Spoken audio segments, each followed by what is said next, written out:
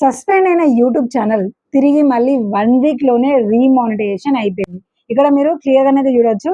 వీళ్ళ channel monetization అయిన తర్వాత వీళ్ళకి మానిటైజేషన్ సస్పెండెడ్ అనేది చూపిస్తుంది.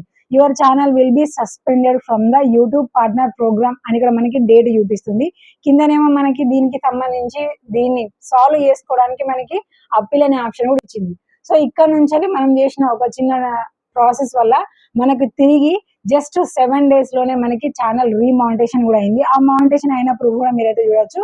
సో ఇంత ముందుకు మనకి అప్పీల్ అని చూపించేది, ఇప్పుడు డైరెక్ట్ గా మనకి నార్మల్ గా ఎర్నింగ్స్ అని మాత్రమే చూపిస్తుంది. అదే విధంగా ఇప్పుడు అప్లోడ్ చేసిన వీడియోస్ కి కూడా యథావిధిగా మళ్ళీ మానిటైజేషన్ అనే సింబల్ కూడా మనకైతే ఇక్కడ క్లియర్ గా చూపిస్తుంది. సో ఇక్కడ వీళ్ళ ఛానల్ అయితే చూసుకోవచ్చు. అండ్ వీళ్ళు పెట్టే కంటెంట్ కూడా మొత్తం కూడా AI content. So AI content అందరికీ కూడా ఇదే ప్రాబ్లం వస్తుందా, ఏమొస్తుంది? ఒకవేళ మనకి మానిటైజేషన్ సస్పెండ్ అయిపోయింది అనుకోండి, మనకున్న 2 ఆప్షన్స్లలో ఏ ఆప్షన్ ని సెలెక్ట్ చేసుకోవాలి, ఆ ఆప్షన్ ని సెలెక్ట్ చేసుకున్నప్పుడు సో మన ఛానల్లో ఏమైనా ఎడిట్ చేయాలా వద్దా, ఏ విధంగా చేస్తే మనకి రీమానిటైజేషన్ అవుతుంది అనే ఫుల్ క్లియర్ ఎక్స్ప్లెనేషన్ అయితే మీకు నేను ఈ వీడియోలో చెప్తాను. సో ఈ మధ్యలో చాలా మందికి మానిటైజేషన్ అయిన తర్వాత పేమెంట్ రిలీజ్ అయ్యేటప్పుడు లేదంటే ఇంకా మంచిగా వచ్చే టైంలో మనకి ఈ విధంగా సస్పెండ్ అనేది చూపిస్తుంది.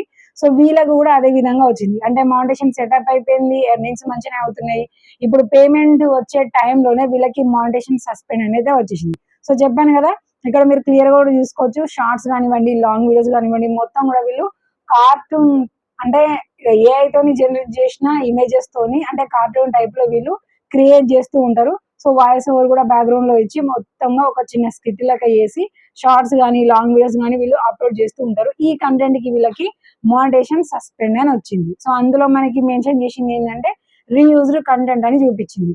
సో మరి మనకి స్టార్టింగ్ ఈ మానిటైజేషన్ సస్పెండ్ అని రికవరీ చేసుకోవడానికి మనకి ఇచ్చిన ఫస్ట్ ఆప్షన్ ఏంటి అంటే 14 days లో ఎలాంటి ఎడిట్ లేకుండా మీరు అప్పీల్ చేసుకోండి. అప్పీల్లో కనుక మీ ఛానల్ మళ్ళీ రివ్యూ జరిగి మీరు రియల్ గానే మానిటైజేషన్ పాలసీని ఫాలో అవుతున్నారు అంటే మీకు తిరిగి మానిటైజేషన్ ఇచ్చేస్తుంది అని చెప్తుంది.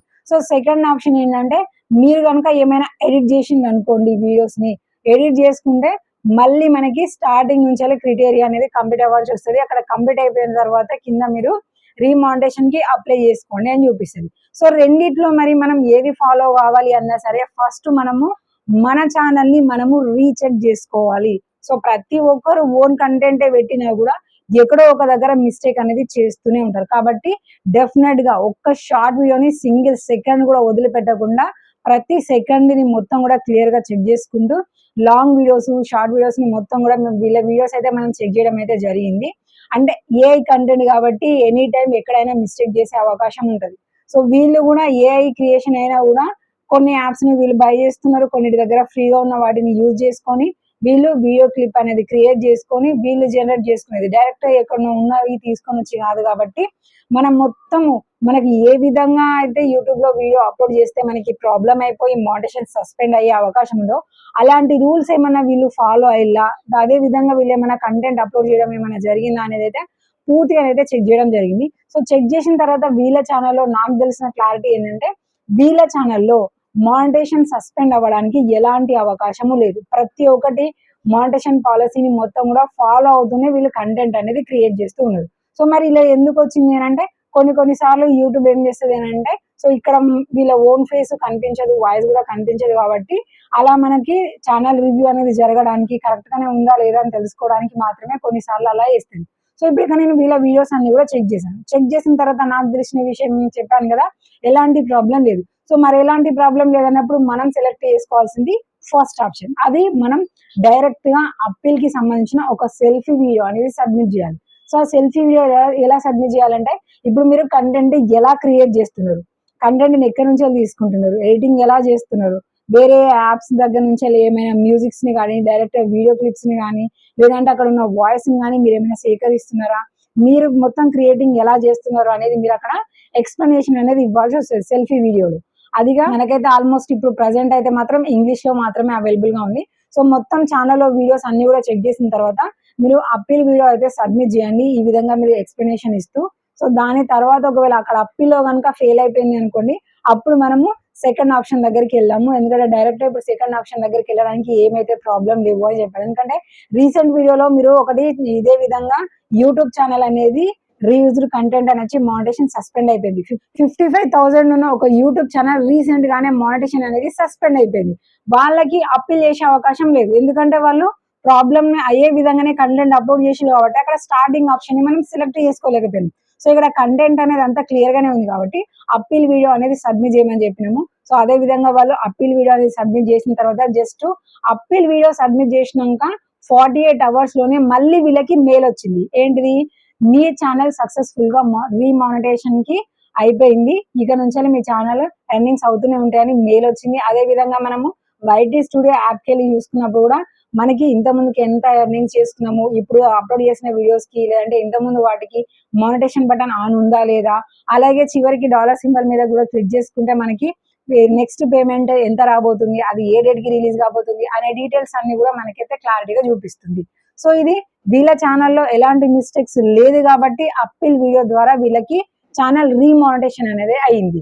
ఒకవేళ ఛానల్లో గనుక ఏమన్నా పార్ట్నర్ మానిటేషన్ పాలసీకి సంబంధించి ఏమైనా కంటెంట్ ఉంది అని అంటే అప్పుడు మనం ఏం చేయాలి అని అంటే ఆ కంటెంట్ ని అలానే ఉంచుకొని మళ్ళీ మనం రీమానిటేషన్ అయితే చేసుకోలేము.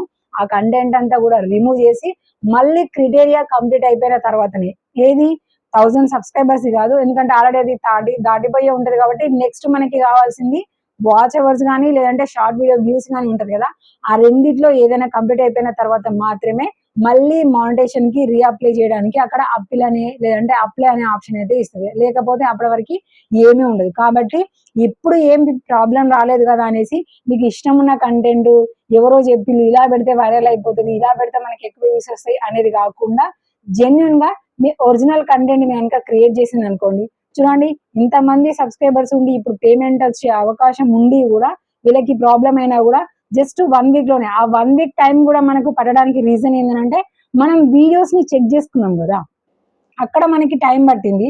అప్పీల్ చేసిన తర్వాత మాత్రం మనకి జస్ట్ 48 అవర్స్ లోనే మనకి మళ్ళీ ఛానల్ రీమానిటేషన్ అయితే అయిపోయింది. కాబట్టి మీరు కూడా మంచిగా ఓన్ ఒరిజినల్ కంటెంట్ అనేది అప్లోడ్ చేస్తూ ఉండండి. ఒకవేళ ఇప్పుడు ఇది ఏఐది కాబట్టి మేము ఈ విధంగా చెక్ చేసినాం కాబట్టి మాకు సాల్వ్ అయిపోయింది. మరి ఓన్ కంటెంట్ లో మనం ఎక్కడెక్కడ పొరపాటు చేసే అవకాశం ఉంటది, ఎలా కంటెంట్ ని మనం ప్రాబ్లం ఉందా లేదా అని చెక్ చేసుకోవాలి అనేది మీకు తెలుసుకోవాలి అని అనిపిస్తే వీడియోని లైక్ చేసి how to check own content అని కామెంట్ చేయండి. నెక్స్ట్ వీడియోలోనే ఈ కంటెంట్ కి మనం ఏమేమి ఫాలో అయితే చెక్ చేసినాము, మన ఓన్ ఒరిజినల్ కంటెంట్ అయితే మనం ఎలా సెల్ఫ్ చెక్ చేసుకోవాలి అనే పూర్తి డీటెయిల్స్ అన్ని కూడా మీకు అందిస్తాను. సో అప్పటి వరకు కూడా ఇలాంటి మోర్ ఇన్ఫర్మేషన్ మీకు కావాలంటే, ఎలాంటి కంటెంట్ ని మీరు తెలుసుకోవాలనుకుంటున్నారు, ఎలాంటి విషయాలపైన మీకు అవగాహన కావాలి అనుకుంటున్నారో కింద కామెంట్ సెక్షన్ లో తెలియజేయండి.